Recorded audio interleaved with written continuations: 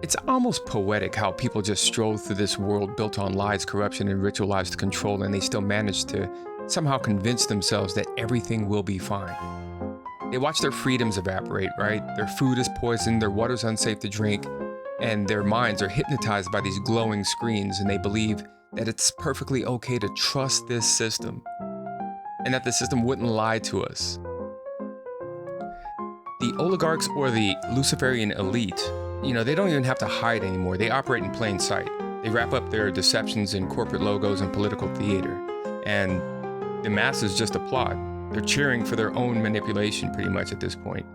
And they're confusing servitude with safety. Do you know how many times people have come to me and said, "Oh, I wouldn't say that if I were you. The government's gonna come get you." Yeah, I wouldn't say that. I was like, what? Like, these people have just this deep-seated acceptance of the totalitarian regime that has taken hold of society. Like, I'm just supposed to be scared to tell the truth because the government might come and get me. They might kill me. Like, do you listen to yourselves? You know what's worse? It's that the evidence for this malevolent design isn't even subtle. It screams from every institution. The banking institution, it's built upon usury. The entertainment industry is built upon occult foundations. And the pharmaceutical or the medical industry, it's built upon pseudoscience, essentially. I mean, no matter how much money gets donated to cancer research, people still keep getting cancer at higher and higher rates. What gives, right? We have so many different types of wars going on right now. We have an ideological civil war. We have men and women at war with one another. We have actual bombs dropping on various countries around the world. And then we have AI algorithms curating each and every individual's own reality for them, reinforcing these disagreements that people have on a day-to-day basis. But the average person would rather sedate themselves with entertainment and consumerism rather than confront the truth. And that truth is that the world is ruled by, if not the children of the devil, a cabal with a taste for dominion. And that's disguised as progress, and people are really sucked into this idea where hope has become the new opiate. It's a pacifier for those too afraid to see that their optimism is manufactured. It's been manufactured for quite some time, actually. You see, these people have created all the problems, and they've amplified the problems to the point to where their solutions seem like the ones that make the most sense. The U.S. national debt is nearly $40 trillion, and for those who believe that that just happened that way just because, I have nothing to say to you. The world's economy isn't just influenced by the U.S., it's anchored to it. If the U.S. economy collapses, the dollar loses credibility, the world trade freezes, banks implode, oil and commodities stop moving, and entire nations lose access to essential imports. And that's not hyperbole, it's true. If the US goes down, the modern world economy goes down with it. And that's important because what I want to talk about next is something I think people need to see. I want to share an excerpt from a documentary called The Agenda, appropriately named Their Vision, Your Future. Been drawn into this digital spy network in the name of convenience, connectivity, safety, and especially entertainment. The 3D world of cyberspace creates virtual lives that are often more exciting than reality. Why is this technology being developed? It's all for the culmination of this digital prison from which there will be no escape after all the switches are turned on. The critical switch would be the introduction of those digital IDs and central bank financial control, a world of zero trust. Zero trust is based on a simple principle. Never trust, always verify. Zero trust is a protocol that is implemented by cybersecurity companies. And what it really means is we don't trust you, and you have to prove who you are all the time, 24/7. So think of it as going from a world of implicit allow to default deny. In tomorrow's world, once zero trust is implemented in, say, retail, everything will be behind plexiglass doors with a 3D camera, and it'll only be unlocked through your digital identity and facial recognition if you have the available carbon credits in your digital currency. If you've reached the limit of your allowance, it could be access denied. This would apply to fuel, to travel, to meat and dairy products, to clothes and other consumer goods. Because everything in life could be valued by its carbon footprint. Even access to the internet could be denied. So the new world of zero trust is really a world of locks. It's like an inverted prison. You are supposedly free to roam about, but everything you want to access is behind lock and key. Yeah, and how do you think they're going to accomplish this? With some manufactured crisis, without a doubt, right? They're going to do something. And it's going to look very genuine, very authentic, very real and organic, but it won't be. It'll be something planned and something very, very shady. You know, something similar to the C word. We know what it is. Some of you may have heard of the mark of the beast described in the book of Revelation in the Bible. It symbolizes a future system of total economic and spiritual control, where participation in commerce is tied to allegiance to this system. Now, modern proposals of the digital ID and centralized digital currencies echo that framework. It's by linking personal identity, banking access, and essential services to one unified system. In a world financial crisis, that type of technology could be presented as the only way to restore stability and prevent chaos. So, like uniting nations under a single digital currency or economy, that control could determine who's able to buy or sell or participate in the economic community. So in this way, what begins as a practical solution to collapse could evolve into some type of mechanized coercion where rejecting the system means exclusion from society. The book of Revelation was written in or around 90 AD and seems to be en route to fulfilling this very interesting end-time scenario. The precursor to this next false flag was the C word false flag. That was the biggest false flag yet, and most people want to pretend as though it didn't even happen. Most people were ready to give anti-vaxxers their own island and nuke it, or have them arrested or publicly tarred and feathered, or something. All those people who bought into all that propaganda still walk amongst us, you know, and they're ready for the next false flag to persecute us under. So yeah, the same people that put out the Agenda documentary put out an interview with a Dr. Mike Yeadon, who is kind of an authority on the connection between COVID and the digital ID. So I'm going to present that to you now, and I'll leave a link in the description for anybody that wants to watch it in its totality, but it's pretty interesting. Probably better qualified than any other single person speaking out. They have been designed intentionally to injure, kill, and reduce fertility. I've never claimed it would do it to a lot of people, or that it would be quick. In fact, specifically, I remember saying at the time, I don't think they want to risk injuring and killing too many people early on, because people will spot it. What I expected once I started looking around and noticing other things, like there was a talk of electronic money, getting rid of cash. And there was talk of digital ID. I remember Tony Blair trying to do that in the 90s. And frankly, I joined the dots, and I could see a world in which you were required to have digital ID, that cash was removed, so you had to spend only using digital money. And I thought, you know what, if I was the evil person, I would say that your digital ID will not be valid unless you're up to date with your injections. And I came across a document from the EU. It's called EU VABECO, V-A-B-E-C-O. And it's a scheme that started in 2018. Bottom line is that the EU Commission anticipates a future in which every EU citizen has a digital ID whose validity is governed by whether or not they've been injected with the latest mRNA-based, quote, vaccine. So they anticipate regular injection for the rest of your life. That's, you know, and the idea is it'll improve health and safety as you travel around, which is a lie. It's a lie. You being vaccinated doesn't protect anybody. In fact, I would recommend no one has any vaccines at all, from what I've discovered in the last year or so. But, you know, honestly, when have governments ever given a flying one about your health and safety? You must know that a claim that you must do something for your health and safety is what is called, it's an excuse, it's an ostensible reason. These people who are trying to take our lives away from us always use two things. It's always two things.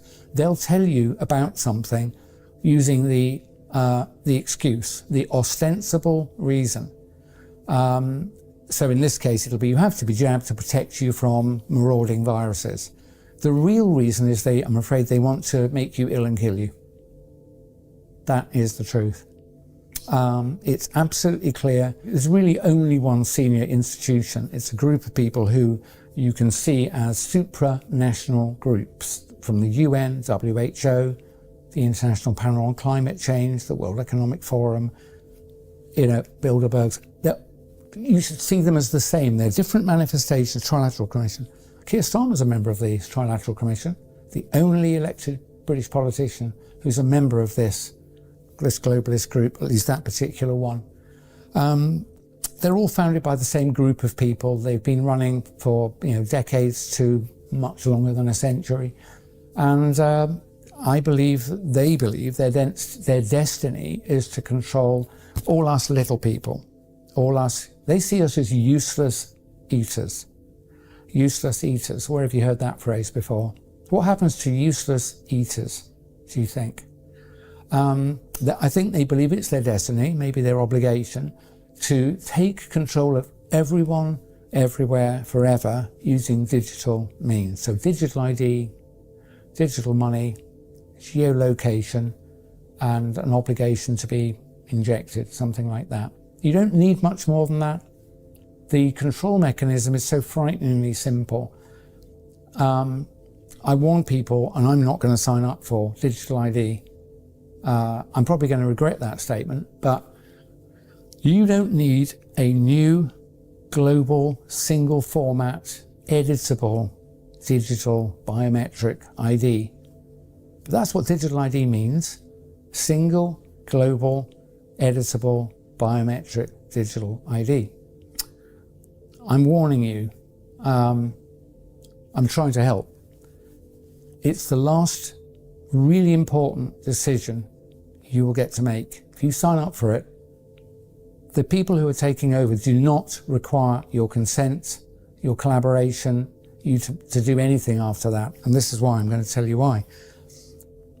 Even I, as someone who's not involved in finance, I'm clever enough to see that the debts of all major countries has been deliberately piled on and escalated to the point where it's obvious to all of us that the debts can never be repaid. We're struggling even to service the interest on the loans. So at some point, I predict with great confidence that an event like 2008, the global financial crisis, only 1,000 times worse, will occur. And that will mean every country is bankrupt at the same time. All businesses would be bankrupt at the same time. And to find out what will happen to you, if like me, you're sort of comfortable and middle class, early retired and got a bit of saving, you should be really frightened what I'm going to tell you. David Rogers Webb. David Rogers Webb. He is my matching half in finance. He's a retired hedge fund manager who discovered that the laws pertaining to private property rights have been altered over the last 50 or 60 years surreptitiously in every country on the planet. So when you think you own something, I invite you to look in. If you've got an investment account, you will find now, you won't find any statements to do with ownership.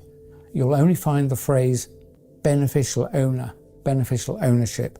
It makes no difference most of the time. You can buy it and sell it. Let's say it's shares, stocks, bonds. You can receive dividends and so on. But the small print says, in the event of a large enough default, all the financial intermediaries who owe money to the people they borrowed it from, and then they owe money to the people they borrowed it from, in the event of a large enough default, the senior secured creditors, the people at the top, may seize the assets ever pledged as collateral by the layers below them. That includes your house, your pension, any stocks and shares you have in an account with an intermediary like Hargreaves Lansdown, AJ Bell and the like, JP Morgan. basically legal theft of all of your assets will occur, I think, within hours of a large enough financial crisis that I've just discussed.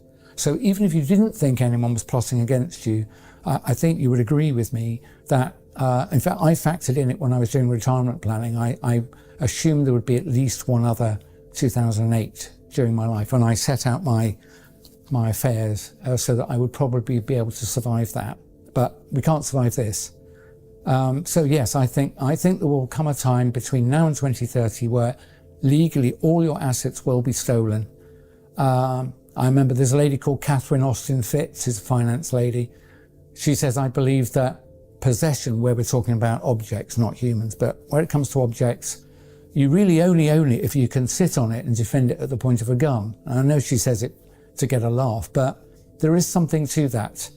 If you've left any assets with a third party, maybe you own some gold and it's in the bank. Maybe you do have, a large pension with a financial intermediary. Upon a large enough financial crisis that is being engineered, because, as I'll explain in a moment, look how useful this is.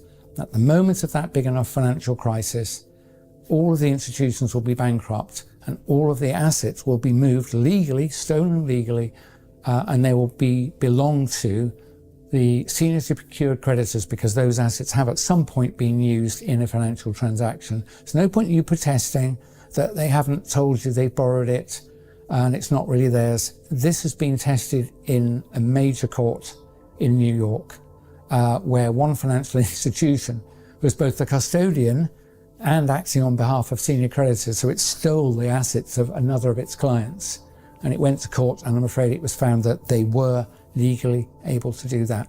So David Rogers Webb, a free book called The Great Taking is my gift to you. You should go and read that. So that's part of the takeover.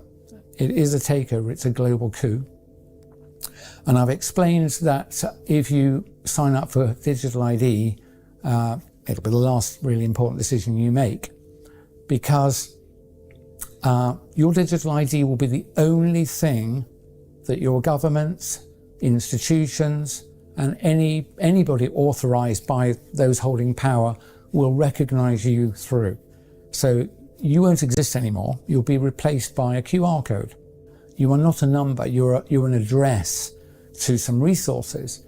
And that makes it particularly dangerous, because those resources can be edited, and one of those fields for sure will be your vaccination status. And I'm absolutely sure, because I've seen it written down in multiple documents, that your digital ID will only remain valid if you comply with the conditions of validity. So one of them will be, have you had your latest recommended or mandated jabs? And because of the fact that I'm qualified in toxicology and worked for decades with others in what's called rational drug design, when I look at these jabs, the constituents, I am certain, formally certain, that they were designed to hurt you. And so, the digital ID will lose validity unless you roll your sleeve up. You must see that's designed to injure and, I believe, ultimately kill you. But you won't be able to escape that, because all your money will also be associated with your digital ID. So let's say you've gone to a supermarket, you want to buy a drink and a sandwich. You'll beep them through and it'll say, how do you pay? And it'll say, present your digital ID.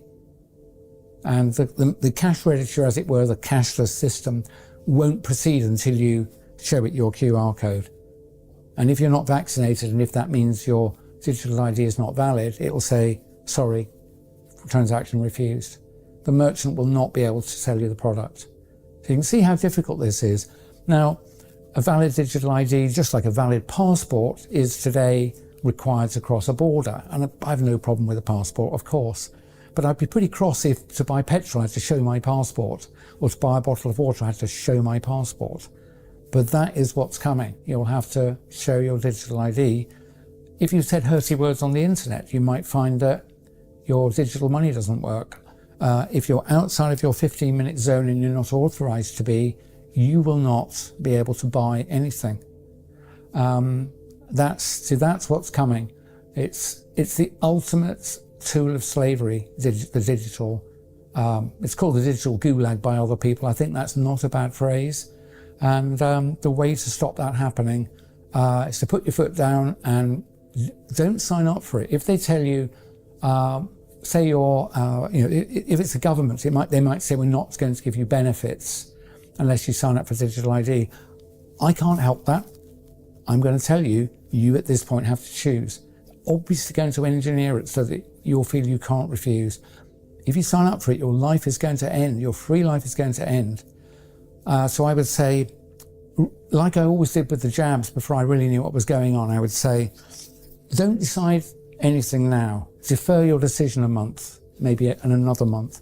Same with digital ID. Please, when it's first put to you, and especially if they threaten you, we'll have to fire you if you won't sign up for this.